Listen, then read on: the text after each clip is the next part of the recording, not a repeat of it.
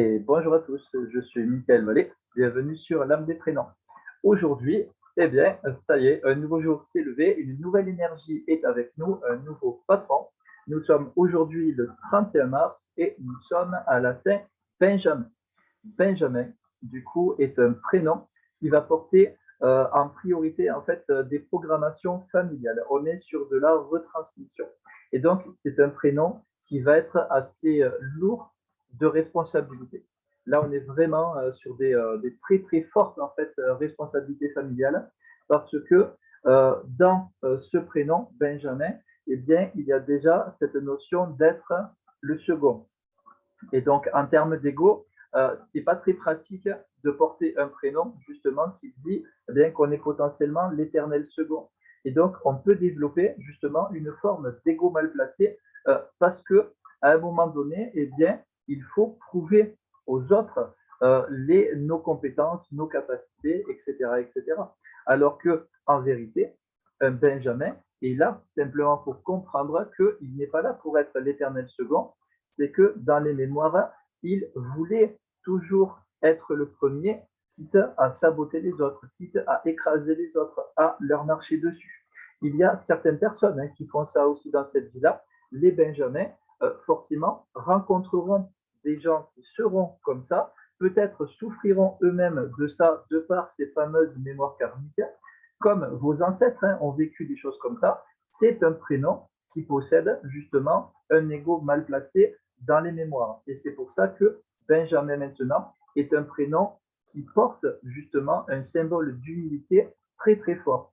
En disant que vous êtes justement le second, c'est pas pour vous dévaloriser par rapport aux autres, c'est simplement pour vous dire que on n'a pas besoin d'être le meilleur tout le temps. Il suffit juste de l'être au bon moment. Voilà, c'est ça que représente le prénom Benjamin.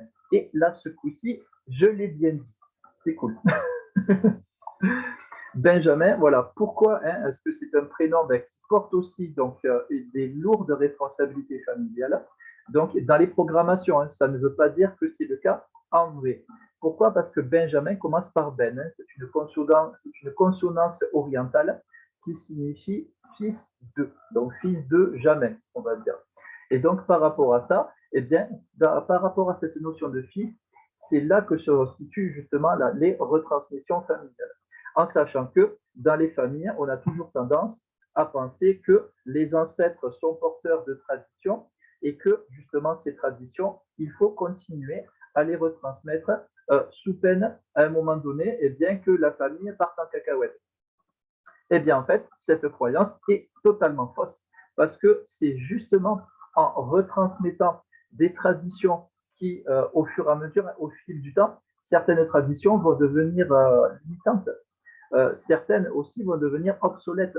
Et c'est quand on retransmet ces fameuses traditions familiales de manière très rigide, c'est là qu'on commence à poser un gros problème au niveau de la famille. Si on demande, si en fait si les mémoires demandent à faire ça, ce sont les inconscients qui ont peur, parce que principalement, eh bien, si on ne retransmet pas ces choses-là, toute tradition dans une famille, en fait, est un vecteur pour sauver quelqu'un. Parce qu'une tradition dans une famille, c'est à chaque fois, eh bien, un ancêtre a fait tel truc, on va dire, peu importe son âge, et il a fini par en mourir.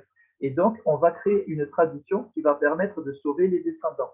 Et c'est pour ça qu'au bout d'un moment, eh bien, cette notion de sauver va commencer à devenir un peu lourde, un peu indigeste, très limitante. Et certaines personnes voudront aussi le retransmettre de manière très rigide. Alors qu'en fait, un Benjamin, et oui, vous êtes le fils de. Donc c'est sûr que quoi qu'il arrive, vous avez la fierté du coup de la famille que vous êtes là pour retransmettre. Mais de quelle manière? Eh bien, sachez que si on se réfère par exemple aux civilisations anciennes, donc je fais aussi de l'astrologie maya, j'adore justement cette civilisation-là parce que quand on se renseigne sur comment fonctionnaient les anciens Mayas, pas les derniers, parce que les derniers, ils étaient un peu partis en sky aussi, mais si on prend vraiment les premières générations, les premiers, les plus spirituels, eh bien, eux, ils partaient du principe que les anciens n'avaient pas la science infuse. Par contre, c'était des vecteurs d'histoire. Et c'est pour ça que nos anciens ont toujours ce vecteur d'histoire. Pourquoi retransmettre l'histoire de la famille est important? Eh bien, c'est simplement pour se souvenir des erreurs de nos ancêtres. Hein. Comme on disait dans certaines vidéos, c'est pas pour culpabiliser les ancêtres, c'est pas pour se flageller avec les erreurs de ses ancêtres. C'est justement être conscient des erreurs du passé pour éviter de les reproduire. C'est ça que le rôle d'un Benjamin dans ces retransmissions familiales, oui, c'est vrai, vous avez, on va dire, comme une responsabilité de garder la mémoire familiale. Ça, c'est vrai. Mais il ne faut pas que ça devienne lourd, il ne faut pas que ça devienne indigeste. Un Benjamin, il est là pour juger aussi ce qui a été fait dans le passé.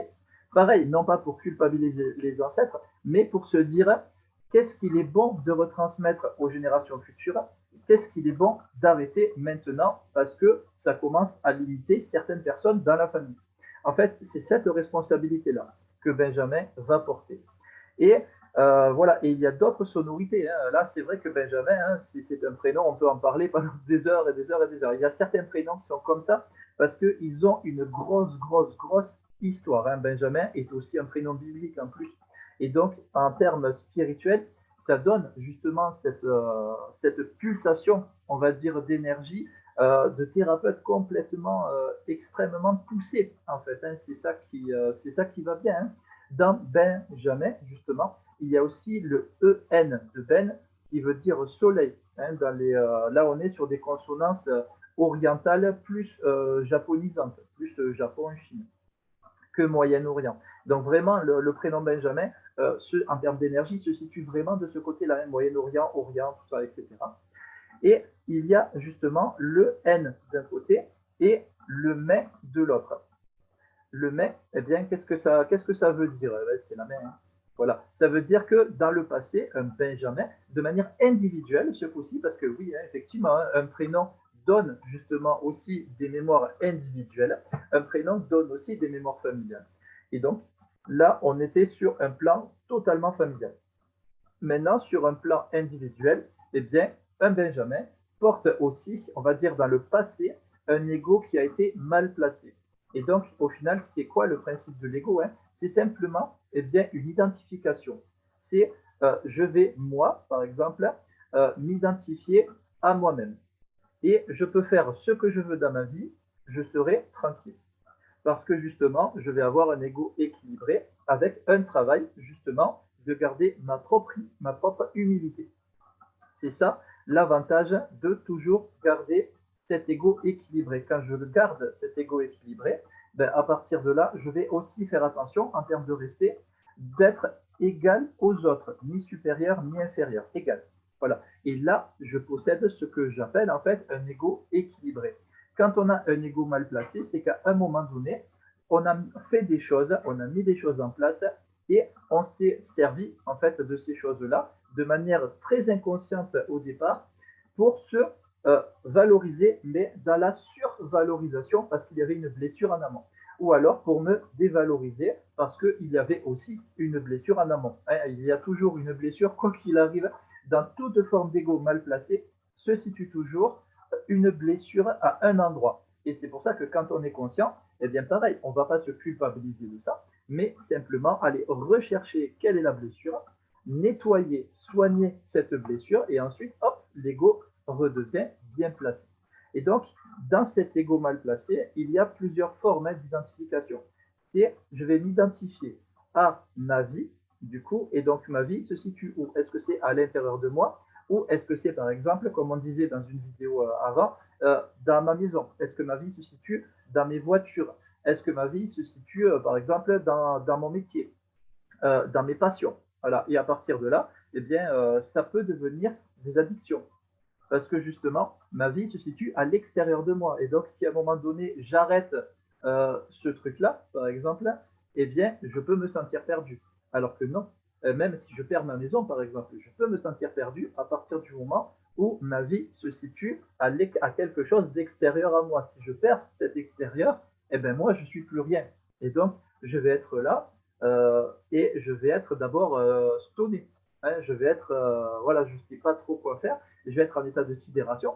Et par la suite, il va me falloir un travail sur moi-même pour moi, en fait, me rendre compte que non, en fait, j'ai perdu des choses, c'est vrai, mais je peux faire aussi des choses pour les récupérer, récupérer mieux, hein, puisque le fait de perdre quelque chose, ça nous permet toujours de récupérer mieux dans le futur. Mais ça, c'est quelque chose qu'on a du mal hein, par rapport à cette histoire un petit peu d'abondance financière due aux mémoires de pauvreté. Hein, ça, c'est quelque chose qui est aussi normal, ça fait partie des mémoires familiales aussi qu'on vient pour retravailler. Vous aviez mis un autre type d'identification à travers cet ego mal placé. Et là, je parle dans les vies antérieures, hein, je ne parle pas nécessairement de cette vie-ci. Hein. Et donc là, il y a un deuxième niveau d'identification qui va être justement que je m'identifie à ce que je fais. Et là, c'est vraiment dans le cas de Benjamin, puisque tout prénom qui fait référence à une main, en fait, on est dans le faire. Ça veut dire qu'il y a quelque chose que vous faisiez très bien ou quelque chose que vous faisiez très mal.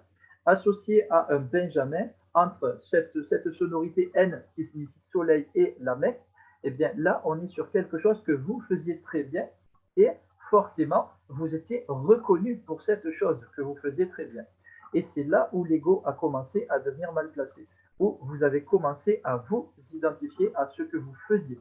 Et ça, c'est un petit peu le piège, par exemple, de tout ce qui est les artistes, les acteurs, etc. etc. Là, voilà, on va faire des choses et je m'identifie à ces choses. Ça veut dire que je ne suis plus Benjamin, je suis ce que je fais. Et donc, je suis ma cuisine. Je suis mes vidéos. Hein, on peut très bien s'identifier aussi à ces vidéos. Si, par exemple, moi, je fais des vidéos, je vous propose du contenu et je mets une identification sur mes contenus. C'est-à-dire, je suis au final ma chaîne YouTube. Et un jour, il y a quelqu'un qui va me dire, tu sais, ouais, moi, quand tu as parlé de ça, je n'ai pas trop aimé. Ben, forcément, là, vous êtes en train de critiquer non pas mes vidéos, mais moi. Et donc, à partir de là, je vais péter un plomb et je vais vous dire, allez, viens, ben, viens me voir en face, viens, on va régler les comptes là. Voilà, ça, c'est un exemple d'ego mal placé. Exactement pareil pour un artiste, par exemple, qui s'identifie à ses œuvres. On critique une œuvre, oh là là, et vous critiquez lui. Et donc, à partir de là, l'artiste se sent blessé et après, il va monter dans les tours. Un cuisinier, c'est exactement pareil. Voilà, je m'identifie à mes plats. Ben, le jour où il y a quelqu'un qui n'aime pas vos plats, ben, voilà, là, le client, vous le virez avec perte et fracas, etc., etc. Et il y a extrêmement, enfin, il y a plein d'exemples qu'on peut citer comme ça. Là, j'en cite quelques-uns, mais bon, on peut en prendre vraiment beaucoup, beaucoup. Le but, c'est ça, c'est de toujours, en fait, s'identifier à soi. Voilà. Je fais ça, mais je suis moi. Voilà, avant tout. Donc là, vous êtes Benjamin, et donc je suis Benjamin et je fais ça. Ce qui fait que le jour où vous ne pouvez plus faire ça, eh bien, vous pouvez très bien faire autre chose le lendemain. Ce n'est pas un souci, parce qu'un Benjamin, c'est quelqu'un qui est très fort dans l'action. Tout simplement, la main est en référence avec le faire. Et donc, vous êtes vraiment bien placé pour être le meilleur dans ce que vous allez faire. Mais pour être le meilleur, justement, il faut se concentrer sur ce que vous faites plus que ce que ça peut vous rapporter ou plus que, j'ai envie de dire, que la renommée hein, que ce que vous faites peut vous rapporter aussi. Vous vous concentrez sur le fait de faire les choses le mieux possible et le reste, ça suivra. Il y a une expression justement que j'aime bien, hein, là chez les, notamment hein, chez les pauvres, mais bon, ils ont aussi beaucoup d'expressions qui sont très bien et qui dit c'est quand on ne veut pas être le meilleur qu'on peut le devenir, tout simplement. Voilà. Et ça, c'est dans plein de traditions. On les a en France, on les a aux USA, on les a chez les Tibétains, chez les Chinois, les Japonais, les Hindous, etc. J'en passe. On les a partout. Et donc, ça, c'est vraiment une expression qui peut caractériser un Benjamin. Faites quelque chose, faites-le bien, et un jour, vous serez reconnu pour ça. Peut-être même célèbre, puisque ce sont les mémoires de Benjamin. Ça veut dire que vous étiez célèbre par rapport à ce que vous faisiez. Et donc, faites-le bien, le reste, ça sera forcément au top. Logique. Voilà, et donc là, on était sur vraiment les forces faiblesses, hein. Voilà, truc bien indigeste de Benjamin. Et maintenant, eh bien, quel est ce côté divin qu'un Benjamin va posséder tout simplement? Eh bien, un Benjamin, c'est Du coup, on disait, hein, c'est quelqu'un qui a été beaucoup, hein, qui a énormément vadrouillé dans le côté oriental, hein, dans le monde. Et donc, à travers tout ce côté oriental, eh bien, vous avez développé aussi tous les côtés thérapeutiques qui peuvent exister dans ces côtés-là. Et donc, renseignez-vous sur tous ces systèmes thérapeutiques. Il y en a qui sont extrêmement bien, notamment, par exemple, les plus connus. Hein. On est sur les Esséniens, par exemple, hein, en Égypte. On est aussi sur les zones Nyoji au Japon. On est aussi eh bien, chez les Tibétains. On est aussi sur le principe des yantras, par exemple, puisque un Benjamin, c'est quelqu'un qui a aussi une très forte influence, hein, de par justement le côté yantra, le côté aussi mantra. Les mantras, c'est quelque chose de très très puissant. Ce sont des chants divins, au final, un petit peu comme on a dans les religions classiques, on va dire.